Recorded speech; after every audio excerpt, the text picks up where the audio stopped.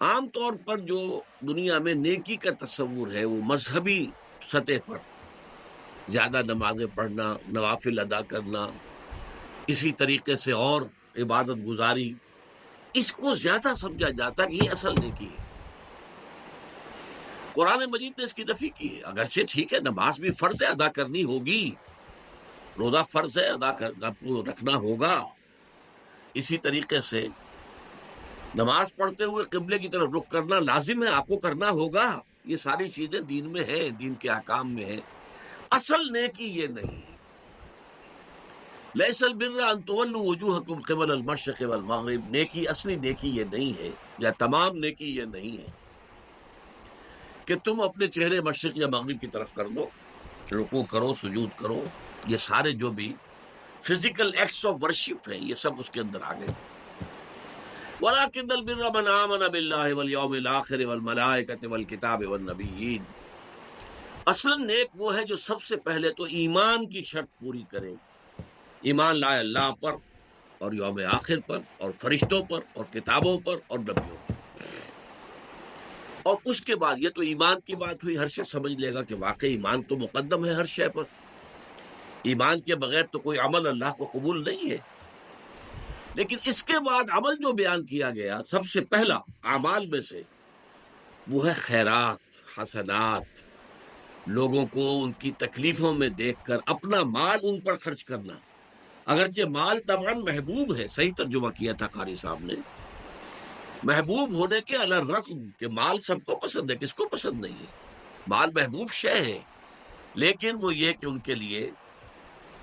وہ لوگ آت المال علی حب ہی، اس کی محبت کے علی الرغم انہوں نے مال خرچ کیا۔ آت المال علی حب ذوی القربى، قرابت دار، رشتہ دار، والیتامى، یتیم، والمساکین، وابن السبیل، مسافر، والسائلین، دستے سوال دراز کرنے والے، مانگنے والے،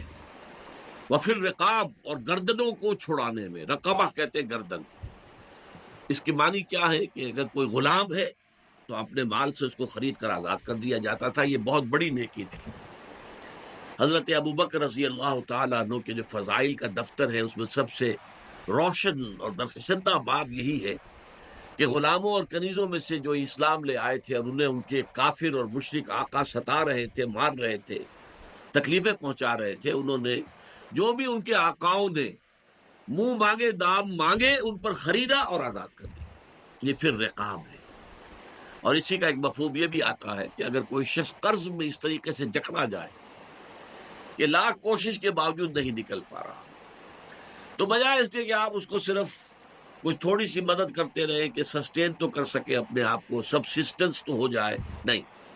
کوئی لمپ سم قسم کی مدد ایسی دی جائے کہ وہ سارے قرضوں سے نجات پا کر دوبارہ اپنے پاؤں پر کھڑا ہو جائے۔ یہ جو کچھ برادریاں ہیں جیسے اسماعیلی لوگ ہیں، میمن لوگ ہیں، ان کے اندر یہ بات پائی جاتی ہے۔ ان کا اگر کوئی ساتھی، ان کا کوئی فرد جو ہے اس طریقے سے اگر گر جائے، کیونکہ سب کاروباری لوگ ہیں، کوئی کاروباری آدمی کسی وقت اس طریقے سے گر جائے کہ وہ اس سے نکل نہ پا رہا ہو، تو پھر اسے لمپ سم بڑی امداد دے کر بجائے اس کے کہ اسے مستقل خیراتی بنا دیا جائے، خیرات کے اوپر گزارا کرتا رہے، اسے دوبارہ ایسی اتنی امداد دی جائے کہ وہ اپنے پاؤں پر کھڑا ہو کر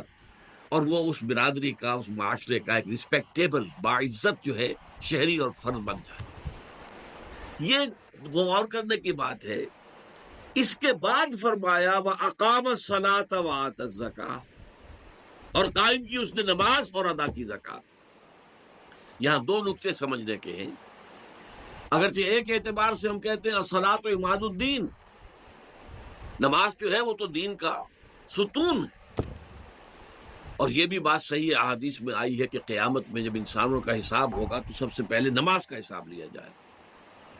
روز محشر کے جان گداس بود، اولی پرسش نماز بود، یہ بھی صحیح ہے۔ لیکن اس کے باوجود یہاں نماز کا ذکر بعد میں لایا گیا، وَآتَى الْمَالَ عَلَىٰ حُبِّهِ ذَوِي الْقُرْبَىٰ وَالْيَتَامَىٰ وَالْمَسَاكِينَ وَابْنَ السَّبِيلِ وَالسَّائِلِينَ وَفِي الرِّقَابِ، یہ پہلے لایا گیا۔